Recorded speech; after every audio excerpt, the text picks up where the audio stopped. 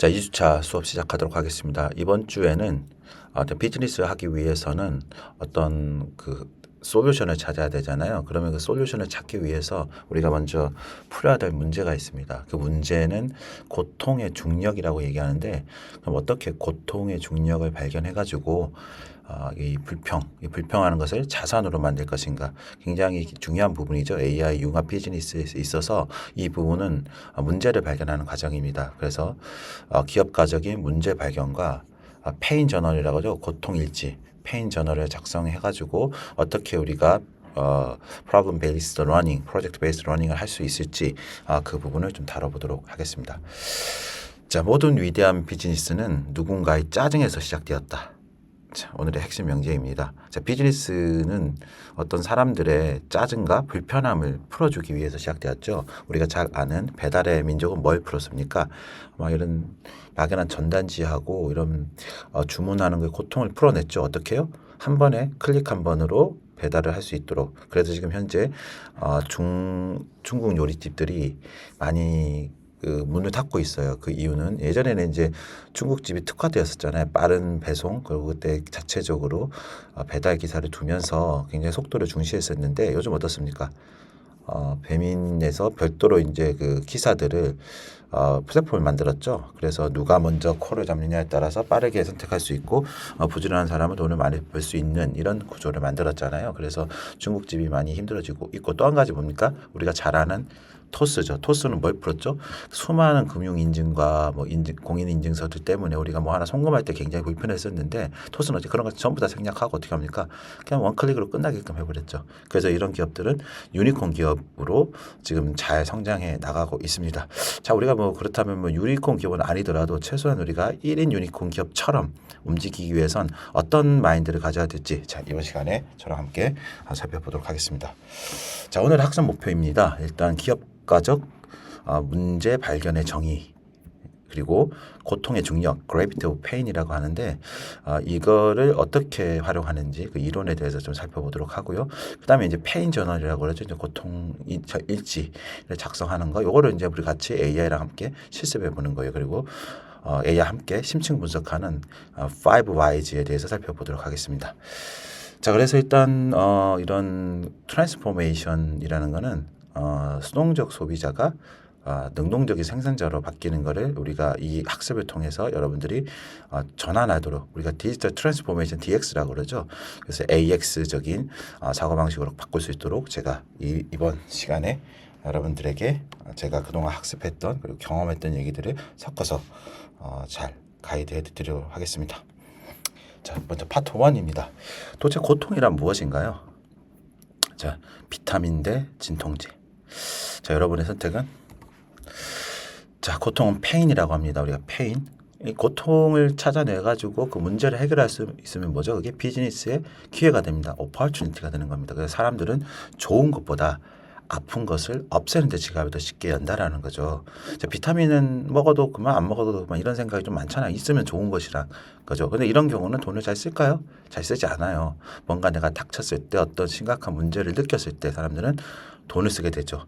물론 이제 뭐 비타민 가지고도 한 몇 년 전이죠. 한 5, 6년 전이었던 거면 분홍이 초록이 해가지고 똑같은 비타민들이에요. 사실 비타민은요, 추출하는 방법이 똑같기 때문에 비타민 C의 경우는 어떤 거를 먹어도 거의 효과가 동일합니다. 나머지는 마케팅 비용이라고 생각하시면 됩니다. 한때 초록이하고 뭐 분홍이 해가지고 엄청나게 히트를 쳤는데 그게 다이어트에 도움이 된다는 거죠. 저도 이제 비타민 C를 10년 이상 하루에 한 1000mg 이상, 말하자 태블릿을 한 10개 정도를 계속 먹고 있는데요. 비타민 C는 먹으면 좋아요. 다이어트 당연히 되겠죠. 근데 그냥 비타민 C만 먹으면 되는 게 아니라 그거 하면서 뭐 다른 음식도 좀 조절하고 운동도 하고 이러면 당연히 좋아요. 비타민 C는 수용성이 있기 때문에 몸에서 다 빠져나갑니다. 그래서 하지만 그 조금 남은 게 방광에 가가지고 그게 우리 건강에 굉장히 좋은 역할을 한다고 그래요.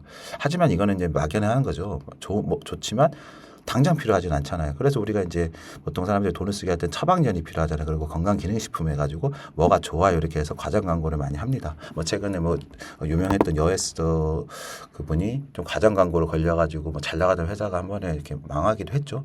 어쨌든 그래서 이제 진통제라는 거는 이제 페인킬러라고 얘기합니다. 없으면 안 되는 거예요. must have 이런 걸 찾아야 된다라는 거죠. 그래서 두통약, 덱시오트랩 등 이런 것들이 이제 진통제가 되겠습니다. 그래서 우리는 사소한 불편함의 가치를 찾아내야 되는데 거창한 사회 문제가 아니어도 된다는 겁니다. 당신의 일상 속에 항상 답이 있고요. 뭐 예를 들어서 아까도 얘기했죠. 드랍박스, USB 자꾸 잃어버려서 짜증나는 이 문제를 해결했어요. 어떻게? 클라우드에다가 언제든 내려받을 수 있게끔. 우버는 뭐죠? 전 세계 1위 택시 회사잖아요. 요즘은 그냥 우버가 택시의 다른 말이 됐죠. 우버. 해외 나가도 미국뿐만이 아니라 뭐 동남아시아 이런 데 가도 이제 물론 거기도 그랩이 있지만 우버를 많이 쓰고 있습니다. 그래서 이거는 비가 오는데 택시가 왜 이렇게 안 잡혀 뭐 이런 문제를 좀 쉽게 해결해가지고 빨리 내가 언제 원하는 시간에 탈 수 있게끔 해줘. 우리나라도 카카오 택시나 이런 게 있었죠. 예, 있죠 현재. 에어비앤비는 뭡니까? 월세 낼 돈이 부족한데 이거는 이제 판매자 관점인 거예요. 남는 방 없나 이렇게. 그다음 어떤 사용자들은 뭐죠? 그날 좀 좋은 곳을 좀 싸게 구하고 싶은 이런 니즈를 양쪽을 다 만족시킨 거죠. 그죠? 불편함. 자, 그래서 이 고통의 중력 이론에 대해서 좀 살펴볼 건데요. 어떤 문제가 해결할 가치가 있는가라는 관점으로 이제 바라보게 되는 겁니다. 자, 고통의 중력은 영어로 gravity of pain이라고 그래요. 모든 고통이 돈이 되지는 않습니다. 하지만 중력이 강한 고통을 찾아야 된다. 우리가 지구가 지금 태양을 돌고 있잖아요. 왜 그렇죠? 예, 그렇죠. 중력을 가지고 또 태양이 중력을 가지고 있기 때문입니다. 지구보다 큰 중력을 가지고 있으니까 만류 인력 법칙이 작용하죠. 그래서 인력을 당기는 힘에 의해서 궤도를 돌고 있는다. 그러면 우리가 또 더 큰 중력을 가지고 우리 위성으로 있는 게 뭐가 있죠? 달이죠. 그래서 우리가 달을 끌어당기고 있죠. 우리가 그죠? 이것도 역시 지구가 중력이 더 크기 때문이겠죠. 그래서 모든 고통이 돈이 되지는 않으나 중력이 강한 고통을 찾아내야 되는 게 좀 중요해요. 그러기 위해서는 우리가 세 가지를 고려해야 되는데 세 가지 요소 중에 빈도, 강도, 지불 의사입니다. 이게 이런 게 확실하게 있을 때 고통이 있을 때 이거에 있어서 비즈니스의 밸류가 된다라는 거죠. 비즈니스를 할 때 항상 제가 비즈니스 모델을 보게 되면 가장 중간에 있는 게 뭐죠? 예, 밸류입니다. 밸류. 그래서 비전과 우리가 보통 이제 회사를 정의할 때 비전과 미션과 밸류를 이렇게 표현합니다. 그 세 가지가 뭐죠? 비전은 뭐죠? 가시적으로 우리가 성과를 이루기 위한 거. 미션은 그거를 이루기 위한 어떤 행동들. 그리고 밸류는 뭐죠? 이걸 통해 가지고 어떤 가치를 그러니까 어떤 고통의 중력을 풀어냈느냐. 이게 되는 겁니다. 그래서 이 세 가지에 대해서 한번 더 살펴보도록 하면요. 일단 빈도입니다. 이거는 이제 영어로 frequency라고 하는데 얼마나 자주 발생하는가. 1년에 한 번 겪는 문제 가지고 돈이 되진 않겠죠. 예를 들어서 근데 매일 아침 겪는 문제가 있다. 이건 돈이 될 수 있겠죠. 그래서 뭐 여건 경신 이런 건 10년에 1회잖아요. 이건 돈이 될 수가 없어요. 근데 출근길 지옥철 매일 겪는 거 이건 되겠죠. 이런 걸 빈도가 높을수록 어떻게 그 습관 형성에 굉장히 유리해진다라는 부분입니다. 두 번째는 이제 강도입니다. 인텐시티라고 하는데 얼마나 고통스러운가. 약간 거슬리는 정도냐 아니면 미쳐버릴 것 같은 정도냐. 그래서 예를 들어서 머리에 불이 붙은 상황이에요. 와 이건 진짜 미쳐버릴 것 같은 거죠. 약간 거슬리는 건 돈 안 쓰죠. 그냥 참고 말잖아요. 그래서 강도가 높을수록 대안을 필사적으로 찾는다라는 거죠. 뭐 예를 들어서 머리가 빠져 아주 급격하게 대머리 이러면 어떻게 찾죠. 그다음 세 번째 이제 지불 의사예요. willingness to pay인데 가장 중요한 검증 요소가 되겠죠. 그래서 사람들이 좋네요라고 말하지만 막상 결제하세요라고 하면 떠나게 되는 거예요. 이 부분은 이 비즈니스의 성공과 실패를 좌우합니다. 저도 하는 비즈니스를 5번 정도 시도를 했고 그중에 한 2번은 하나는 확실하게 성공했고 하나는 뭐 조금 성공 비슷하게 했고 나머지 3개는 잘 안 됐어요. 그 이유는 이제 이런 부분이었던 거죠. 제가 정확한 비즈니스 모델이 좀 없었기 때문인 거예요. 지불 의사를 끌어낼 수 있었던 게.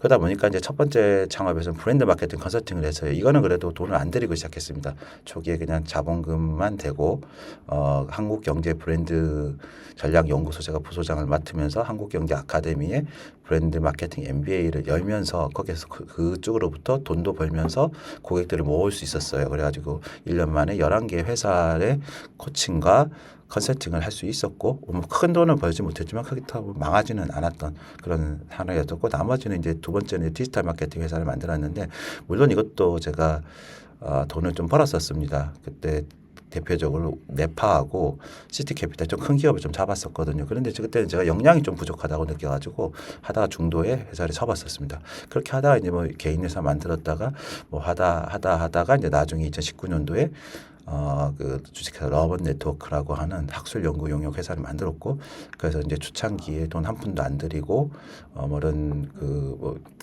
저기 영덕군이나 밀양시 뭐 이런 데로부터 돈을 제가 입찰을 통해 가지고 돈을 따왔어요. 수익 계약하고 그래가지고 초기 자본금을 만들어 가지고 시작을 해서 뭐 한 20억이 넘는 회사까지 키웠었습니다. 현재는 제가 관여하진 않고요. 저는 이제 그 키우고 좀 제가 같이 코칭을 하다가 AI를 하기 위해서 3년 전에 회사에서 완전히 나와서 지분 같은 거는 제가 다 주고 나온 상황입니다. 왜냐하면 새로운 뉴 비즈니스 위해서였죠. 어쨌든 그래서 지금 뭐 결제하세요까지 끌어내기는 굉장히 어려워요. 그래서 불편한데 돈 내긴 아까운 것들 있죠. 우리가 보면 흔히. 근데 이제 제발 해결만 해줘. 얼마 주면 돼. 그러니까 요즘에 이런 것들 중에 사업성 높은 게 뭐가 있나요? 예, 맞습니다. 비만 해가지고 비만 치료제 해가지고 막 난리가 났잖아요. 지금 미국에서 나온 거. 그리고 또 뭐가 있습니까? 머리 한때 그 머리 빠지는 거를 방지해주는 약 마이녹실인가요? 그거 해가지고 엄청나게 많이 팔렸었죠. 그거 말고도 또 많죠. 요즘에 뭐 비아그라 이런 것들이 뭐 해결만 해줘. 얼마면 돼. 이런 유에 속합니다. 자, 그다음에 이제 고통의 그래서 가치 공식을 이렇게 보게 되면요, 빈도와 강도 것도 중요하지만 가장 중요한 게 뭐예요? 그래서 지불 의사가 있어야 되는 거예요. 지불 의사가 0이면 어떻게 됩니까? 매출은 0이 되는 거죠, 맞죠? 빈도 강도도 중요하지만 이 지불 의사 아무리 자주 아프게 겪어도 지불 의사가 0이면 매출이 0이다. 이게 사업기회라고 보시면 되겠습니다. 사실 이 부분을 사업하는 사람들은 잘 모릅니다. 저도 잘 모르고 시도를 했고, 그나마 제가 이제 했던 사업은 지자체 사업이었으니까 예산이 있었어요. 그러니까 어느 정도 관계만 잘 되면은 지불 의사가 있었던 사업입니다. 그래서 뭐 빈도도 자주 있었고, 뭐 강도도 있었고, 왜냐하면 이제 뭔가 좀 새로운 걸 주게 됐을 때, 그 지불 의사는 예산이니까 국가 예산, 그 지자체 예산이니까 어찌 보면 좀 개인들 것보다는 더 쉽게 할 수 있었던 부분이죠. 그래서 학술 연구 영역 회사를 만들었던 부분입니다. 지자체 보조금을 주로 가지고 하는 사업으로서 만들었기 때문이겠죠. 자, 이제 파트 3입니다. 그래서 페인 저널 작성법인데, 그러면 어떻게 우리가 그 일상의 짜증을 데이터로 기록할 것이냐라는 부분입니다. 자, 그래서 고통일지나 나의 감정 변화와 문제 상황을 객관적인 데이터로 기록하는 노트를 말해요. 그래서 가장 중요한 건 이제 세 가지 요소가 있는데, 첫 번째 상황의 컨텍스트, 언제 어디서 무엇을 하다가, 어떤 상황, 또 타임, 플레이스, 오케이션이라고 합니다. TPO. 그다음에 이모션의 감정은 어떤 기분이었나, 분노였냐, 무력감이었냐, 귀찮음이었냐. 그다음에 액션 행동은 뭡니까? 어떻게 대처했나, 참았다, 욕했다, 대안했었다. 그래서 이제 좀 정리하면 이렇게 되어 샘플은 시간은 월요일 오전 8시 30분, 상황은 버스 정류장 도착했는데 버스가 막 떠났어. 감정은 초조하고 화남. 그죠? 행동은 카카오 택시 앱을 켰으나 배차도 실패했어. 자, 이런 문제는 가면 대화를 차단하면 어떻게 되겠죠? 뭔가 비즈니스 기가 나오겠죠? 그래서 이제 나쁜 기록과 좋은 기록의 예시를 보게 되면은 나쁜 예는 추상적인 거고 좋은 예는 구체적인 거예요. 우리가 AI를 쓰는 분들이 가장 어려워하는 부분이 이 구체적이지 않고 추상적으로 쓰기 때문에 그래요. 그래서 AI는 어떻게 구체적으로 써야 된다. 그래서 오늘 출근길 진짜 짜증났어. 왜 짜증났는지 무엇이 문제인지 정보가 없죠. 대다수가 근데 이렇게 얘기해요. 같은 사람들끼리 만났을 때는 좋은 예는 뭡니까? 비 오는 날 우산을 접고 구체적이죠. 버스 타느라 카드 찍는 게 너무 힘들었어. 상황이 정확하죠. 비 오는 날. 그죠? 언제? 무엇을 어떻게 우산을 접고 버스 타느냐. 카드 찍는 게 너무 힘들었다. 가방도 젖었다. 좋죠? 구체적인 트리거가 있고 불편한 포인트가 명확하게 표현되어 있죠. 자, 그러면 이제 파트 4에서 AI 심층을 분석하는데 이 5Whys와 마켓 validation을 어떻게 할 것이냐 같이 한번 해보도록 하겠습니다.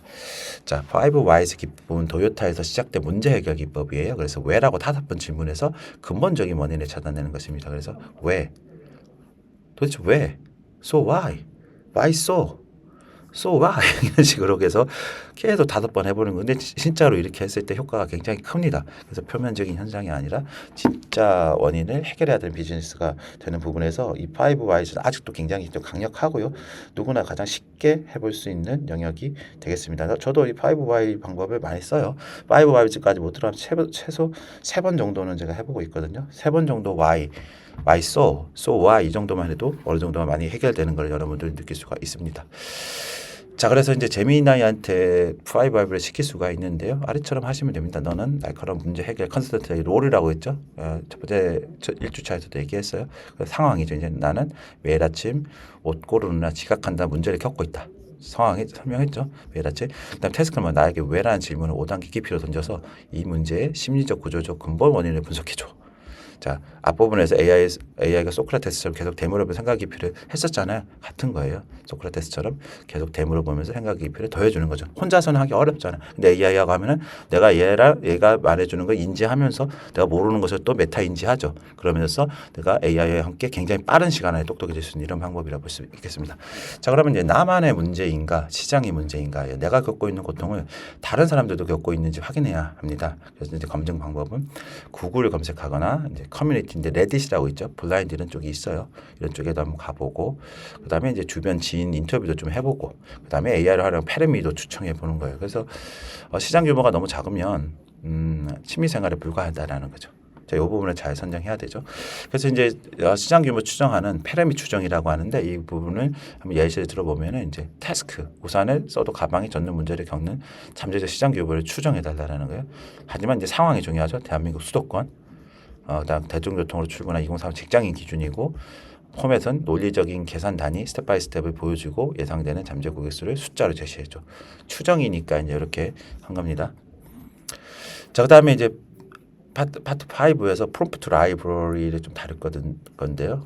예시를 제가 10개씩 계속 든다고 했죠. 그래서 여기 보면 이제 그런 부분을 제가 만들어 놨습니다. 요거는 이제 제가 실습 페이지에서 한 번 더 설명을 드릴 거니까 쭉 훑고 지나가도록 하겠습니다. 그래서 아까 얘기했던 이제 시장 분석하는 페르미 추정을 한번 같이 해보도록 하겠습니다.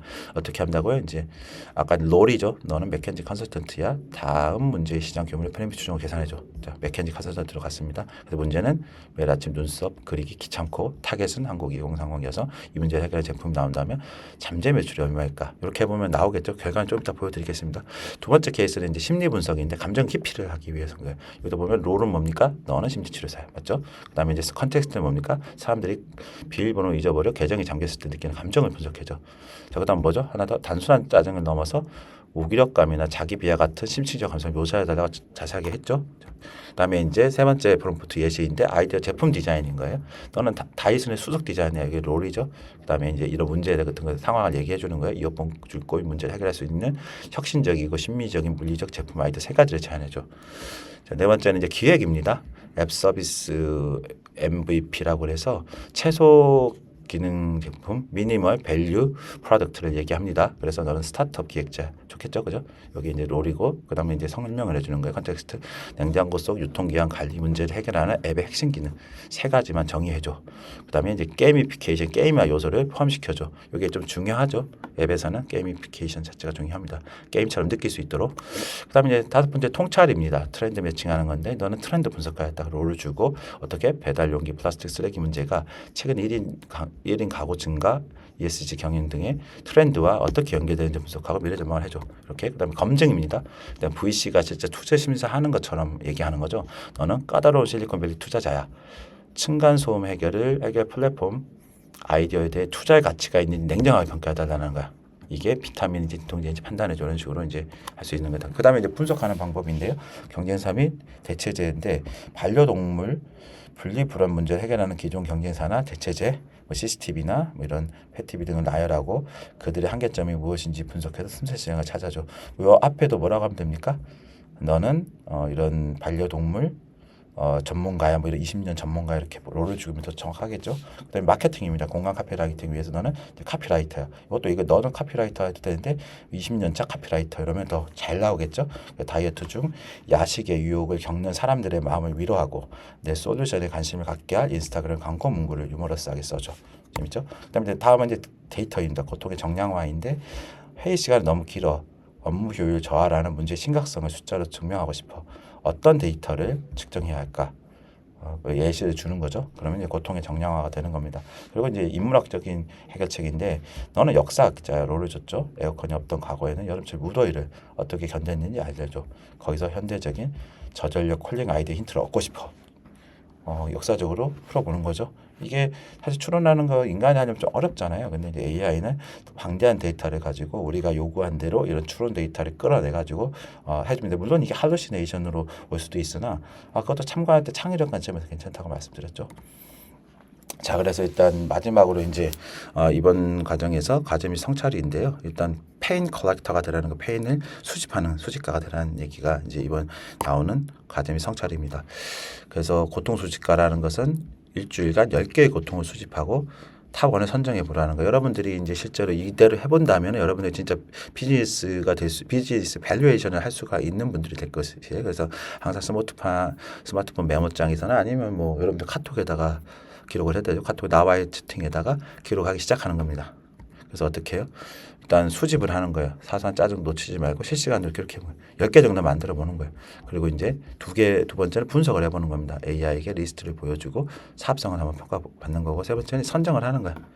이게 이제 비즈니스를 하는, 물론 이걸 꼭 하라는 게 아니라 이렇게 해봄으로써 여러분들 어떻게 이런 페인킬러로서 어떤 비즈니스의 밸류를 만들어내는데 작은 방법을 알 수 있게 됩니다. 일단 시작을 해야 알 수 있잖아요. 여러분들 doing is best, learning by doing 이 말을 명심하시기 바랍니다. 앞으로는 이제 learning by doing이에요. 해가면서 익혀가는 과정. AI는요 확실하게 learning by doing입니다. 스터딩이 아니에요. 자전거 타는 법을 아무리 공부해봤자 자전거를 타보는 것만 못하잖아요. AI는 그런 겁니다. AI를 공부하지 마시고 learning 하십시오. 자, 그래서 이번 주에 성찰 포인트는 과제 제출에 대해서 이제 이런 거를 진행할 건데요. 일단 진정성. 이거 진짜 나의 문제인가 아니면 있어 보이는 문제인가. 솔루션 편향, 문제보다 해결책. 그다음에 관찰, 기록을 시작한 후 평소 무심코 넘기도 불편하면 어떻게 보이기 시작했나 이런 부분들을 좀 강조해가지고 여러분들이 레포트를 제출해 주시면 되겠습니다. 그래서 오늘 강의의 핵심을 요약하면은요, 페인이 결국 돈이 된다라는 거예요. 고통이 불편함을 피할 게 아니라 돈이 되는 자산이다. 여러분들이 지금 비즈니스를 하시는 분들도 있으실 거고 비즈니스를 준비하시는 분들도 있으실 건데 그 페인 포인트를 찾아내는 게 가장 돈을 위한 비즈니스의 시작이다라는 거예요. 그리고 이제 이걸 킬러를 만들어야 되잖아요. 그래서 진통제를 찾아야 된다. 비타민이 안 되고 반드시 이거를 해결해 줄 수 있는 원포인트 해결책을 찾아내야 되는 거예요. 없으면 안 될 솔루션. 그리고 이제 고통의 중량 얘기했죠.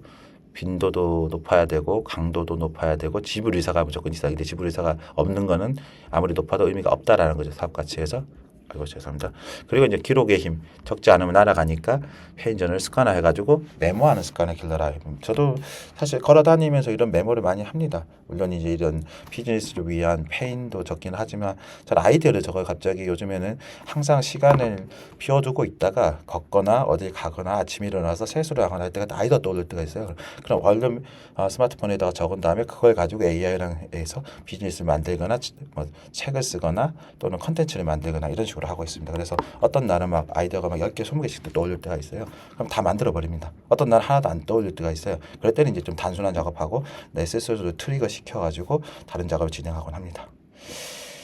자, 그래서 이제 다음 주 이론에서는 이제 AI와 효과적으로 소통하기를 배울 건데요.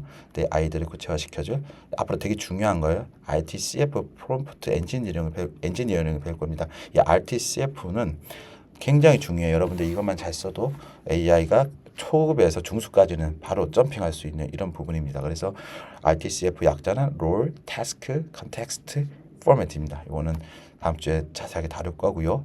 자, 오늘 선정한 탑원 고통 잊지 말고 가져오시기 바라겠습니다. 자, 그래서 Think Big, Start Small, Act Now 이 말씀으로 2주차 수업의 이론 수업을 마치도록 하겠습니다.